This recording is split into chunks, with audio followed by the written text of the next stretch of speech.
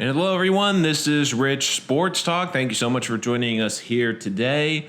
Week 1 is officially in the book for the New York Giants. And this was a frustrating day for Giant fans, and I can understand why. There's a lot of frustration around the Giants today. Because when you came into the opening game, there were realistically 3 things Giant fans were looking for. I think most Giant fans feel that Joe Judge is the coach, so I don't think that that was going to be judged.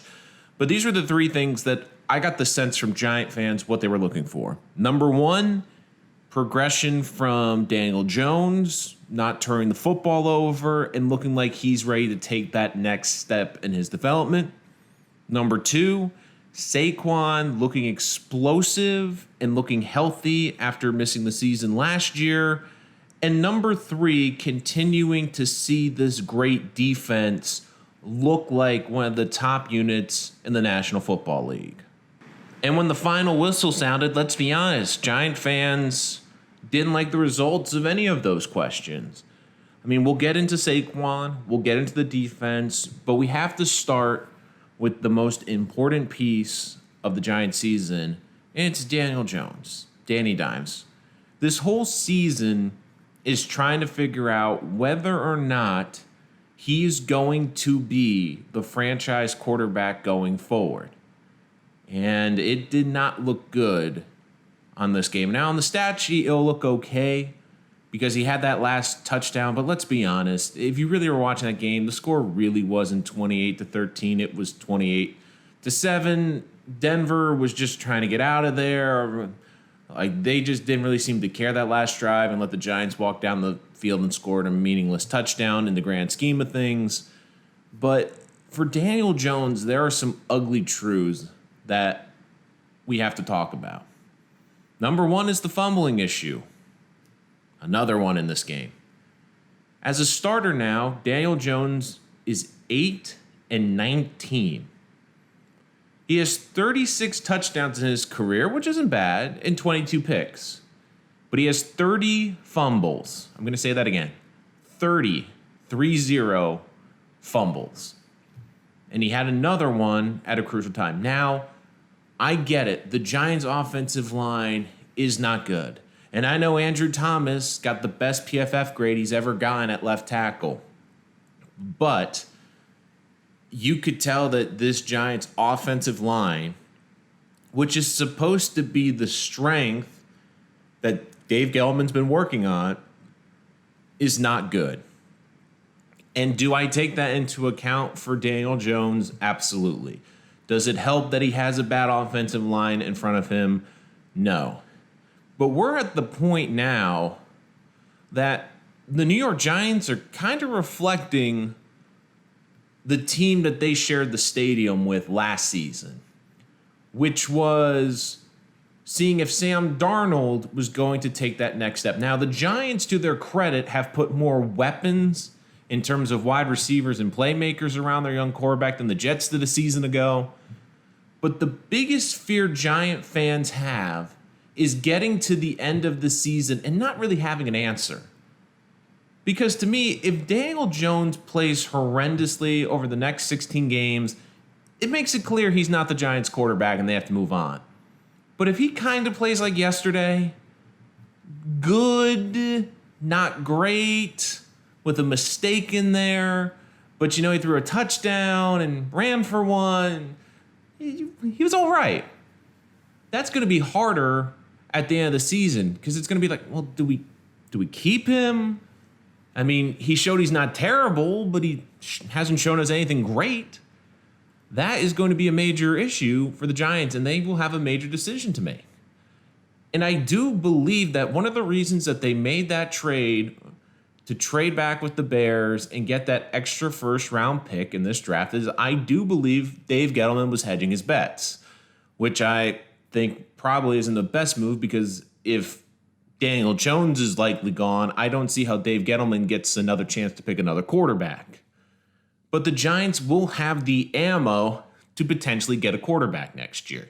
I think that they put themselves in a position that say, if it doesn't work, we already have a backup plan in place. And for Daniel Jones, he has to realize This is an important season for him. But this offense also help him out. They need to make it so he gets the ball out of his hands quicker.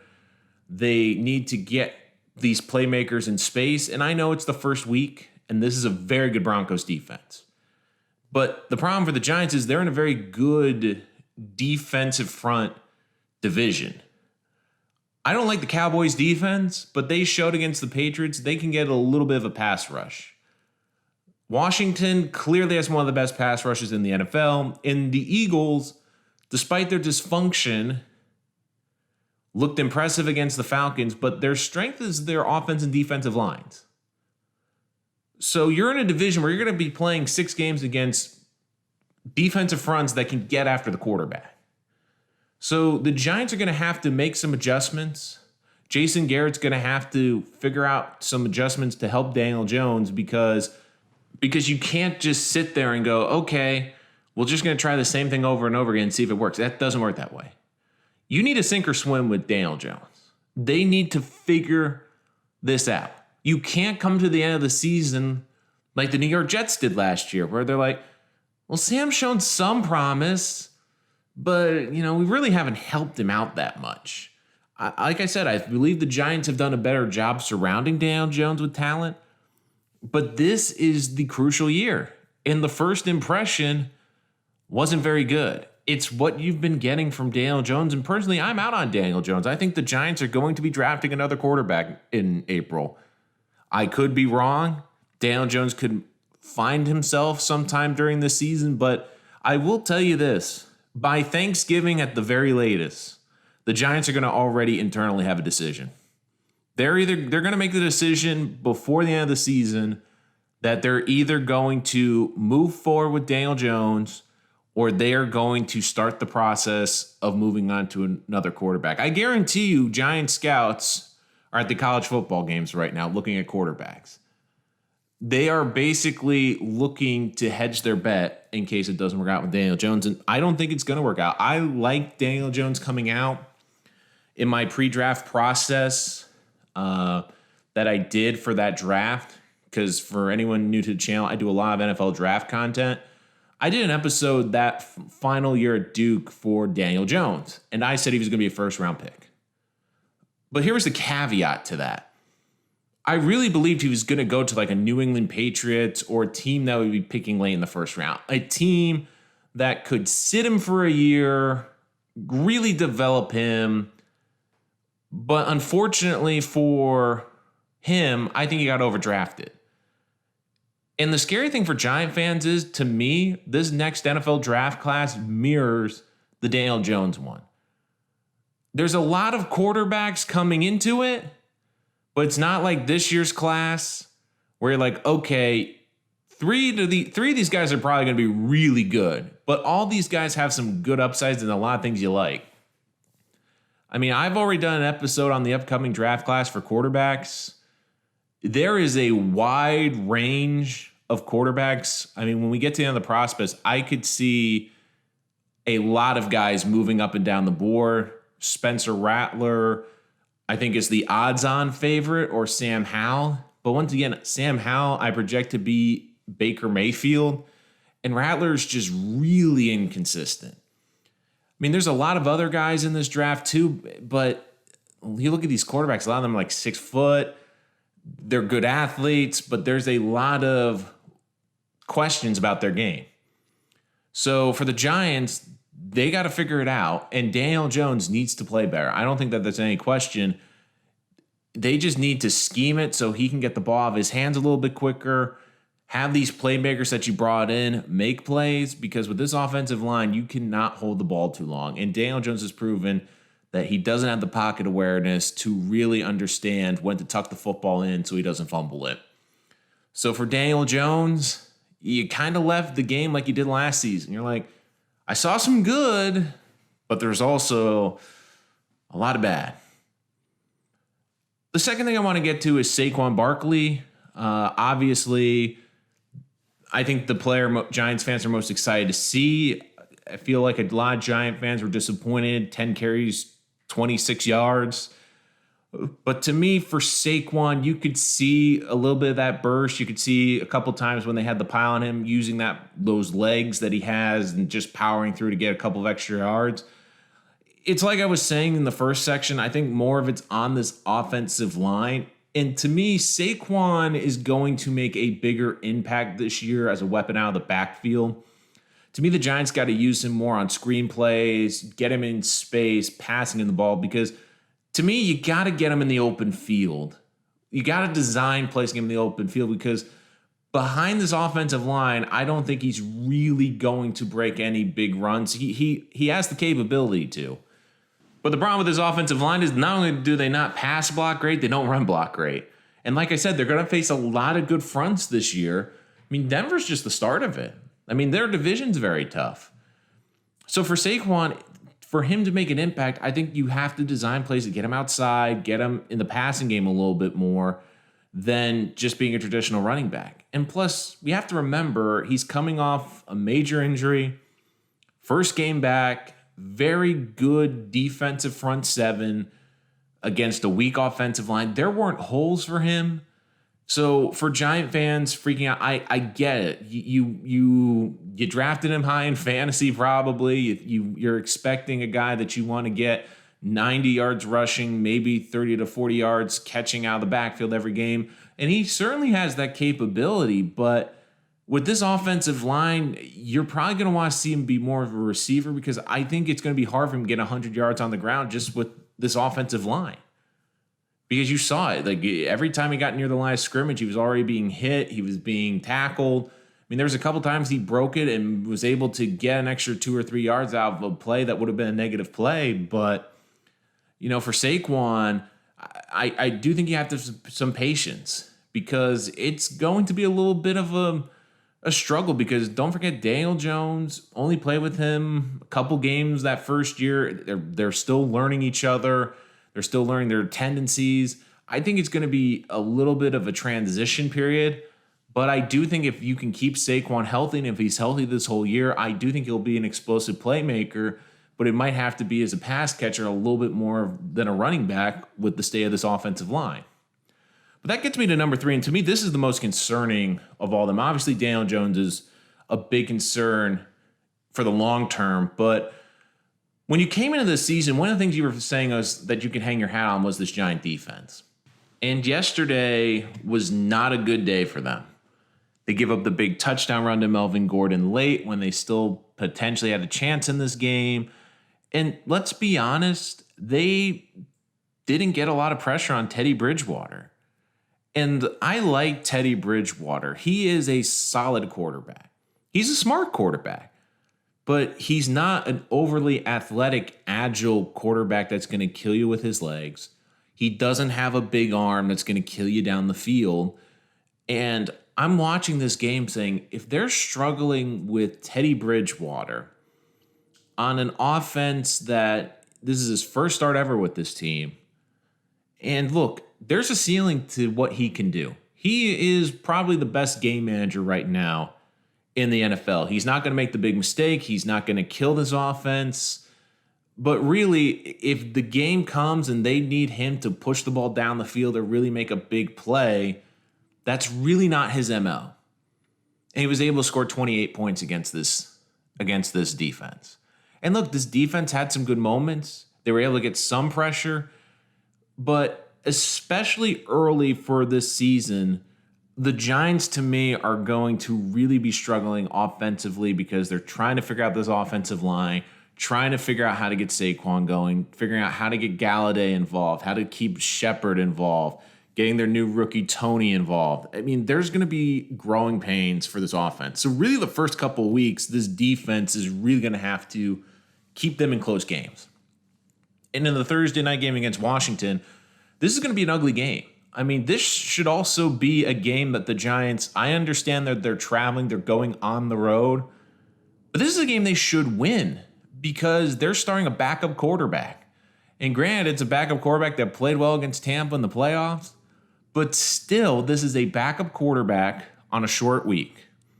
This is a game, I know it's too early to say that there's must-win games week 2, But the complexion of the Giants' season will be very different if they walk out of Washington at 0-2. Because they will be playing some very good offenses after week 2, and they'll be playing teams with good defensive lines and teams that can get after the quarterback. I mean, to me, the Falcons are a bit of a mess, and that's who they get after Washington. I do think that's a game they could win, but did you see the Saints defense this last weekend? Did you see Jameis Winston looks pretty good in that offense? Then they have to play the Cowboys. Dak looks healthy. That could easily be a shootout. And do you feel comfortable that Daniel Jones right now can go toe-to-toe in a shootout? And then they play the Rams and the Panthers, both games at home in October. But the Rams, the best defense last year in the NFL, and then the Panthers, you saw what they did to the Jets offensive line. And look, I don't think the Jets offensive line is great, but they have something that really is a mismatch for this Giants offensive line. You saw it in the videos online yesterday and today is they have a lot of speed guys. They might not beat you with power inside, but they have a lot of speed off the edge. And really the Giants tackles have struggled with speed. I mean, I think that Panthers pass rush, by the time we get to the end of the year, we're going to be like, okay, this defense can get after people. So this game really becomes important because you're looking at the situation that Washington's in. They lost their starting quarterback on a short week. And this is going to be the biggest test because this is going to be a great Washington defense. I think this is going to be an ugly 14-10 game. I really do. I think this is going to be a defensive game, but this Giant defense is going to have to make a defensive play. They're going to have to get a big turnover. They're going to have to get a couple of big stops because I just don't think this Giant offense is going to do too much. I just think for the Giants offense, in order to win this game, what they're going to have to do is basically play conservative, don't turn the ball over, and try to hit one or two big plays. That's really what I think is going to decide the game. But this defense you're concerned about because you're like, okay, the Broncos don't have an explosive quarterback and a quarterback that can really kill you. But then you look going after this Washington game, Matt Ryan, they have a lot of weapons in Atlanta. The Saints look explosive. The Cowboys, the Rams, the Panthers, all those teams have guys that can stretch the field. They can put up some big plays. So this Giant defense, it's going to get tested early. And so far, the first test didn't look great. It did not look great. And look, they're going to have to be the backbone of this team. Because like I said, I think this offense is going to be finding itself in the first couple of weeks. And they're really going to have to carry this team. But it all starts in Washington. This is a pivotal game. Because the Giants' first 6 games, they're not good matchups for them. Could I see them getting a win at home against the Falcons? Sure. Could they maybe beat the Cowboys? Absolutely. But after watching the Panthers, Rams, and Saints, I don't think the Giants can beat those teams. So there's a lot of questions around the Giants right now. But if they want to get some good answers, Thursday night is going to be a pivotal game. They need to show something, either Saqoun, this defense, or Daniel Jones. And look, Daniel Jones, this is his season. Because I guarantee you, maybe even before Thanksgiving, at some point this season, the Giants are going to make a decision whether it's time to move off of him or he's the guy. And here's the big question the Giants have to ask around Daniel Jones. And I've always said this. You have to feel like you have, at the bare minimum, the second best quarterback in the division to compete for a playoff spot. Because if you have the second best quarterback, you could maybe one year beat the best quarterback, or you can get into this a wild card. When you have the third best quarterback, you better have a really good roster. And I know Ryan Fitzpatrick's hurt now, but long term, after seeing what Dak was doing against Tampa, I think Dak's the best quarterback in this division. And look, Jalen Hurts, it's been limited time, but he's shown you something in Philadelphia. That offensive line is healthy now. So I think that they could still be a big mess. I don't trust the coaching staff there long term. But the Eagles showed you something week 1. And that's what you want to see from the Giants. You want a spark like you saw with the Eagles. You want to say, like, oh, wow, this team came out ready to go, made some big plays in week one. The defense made some impressive stops, but that's not what you got. And unfortunately for the Giants, which has been the case the last couple of seasons, you got more questions than answers. But this team needs to find some answers in short order before Thursday night. That's going to do it for this episode of Rich Sports Talk. For more great NFL content, make sure you hit that subscribe button so you don't miss anything. And until next time, this is Rich Sports Talk.